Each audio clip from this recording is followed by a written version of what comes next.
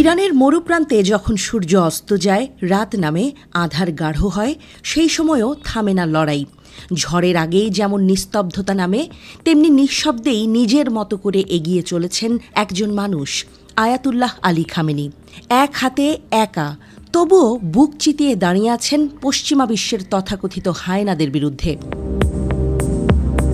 ইরানের তেহরান থেকে মাশহাদ, এক লম্বা পথ পেরিয়ে এই মানুষটি উঠে এসেছেন ইতিহাসের এক অনন্য উচ্চতায়।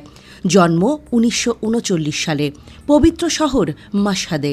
শৈশব থেকেই ধর্মচর্চা আর বিদ্রোহী চিন্তার মিশেলে গড়া হয়েছিল তার মগজ মনন। এরপর সময় গড়িয়েছে, ইতিহাসের পাতা রক্তে রাঙানো হয়েছে। শাহ রাজত্বের তলায় যখন ইরান দম বন্ধ করে মরছিল, তখন কণ্ঠ খুলেছিলেন খামেনি।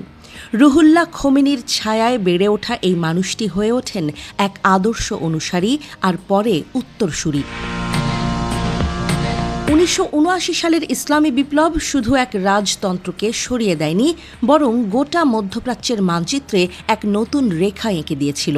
সেই রেখার কেন্দ্রে খামেনি, গত ৩৫ বছর ধরে যিনি রাষ্ট্রপতি থেকে সর্বোচ্চ ধর্মীয় নেতা, এক শক্তিশালী আয়াতুল্লাহ, যার ছাড়পত্র ছাড়া ইরানে কেউ প্রেসিডেন্ট হতে পারে না, প্রধানমন্ত্রী হতে পারে না, এমনকি সেনাপ্রধানও নয়।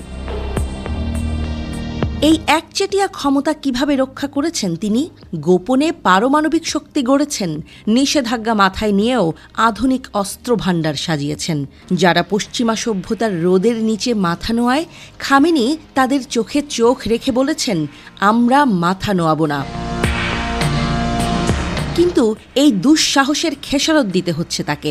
আমেরিকা চায় তাকে সরাতে, ইসরায়েল চায় তাকে নিঃশেষ করতে। কেননা খামেনি আছেন বলেই এখনও টিকে আছে হিজবুল্লাহ, হামাস, হুথির মতো সংগঠন। তার ছায়া হারালে দিশেহারা হবে তারা। আর সেই শূন্যতায় হাত রাখবে ওয়াশিংটন, পুতুল বসাবে তেল সমৃদ্ধ দেশটির গদিতে।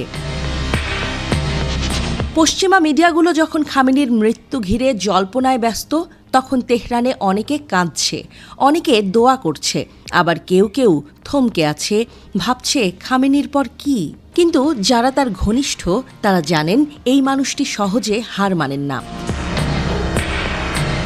এক হাতে, হ্যাঁ সত্যি, ১৯৮১ সালে বিরোধীদের হামলায় তার ডান হাত অকার্যকর। সেই মানুষটি ৮৬ বছর বয়সেও ভয় ডরহীন। যে হাতে কলম ধরে ফতোয়া লেখেন, ঠিক সেই মনেই চলে তার পুরো দেশ। তার উপস্থিতি শুধু ইরানের নেতা নয়, এক দার্শনিক ছায়া, এক বিপ্লবের প্রতীক। তেহরানের বাতাস ভারী, কিন্তু সেই বাতাসেই আজও ভেসে আসে খামেনির কণ্ঠ।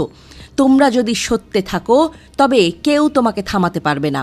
আর যে খামেনি এক হাতেই লড়ছেন কয়েক যুগ, তাকে হারানো এত সহজ নয়।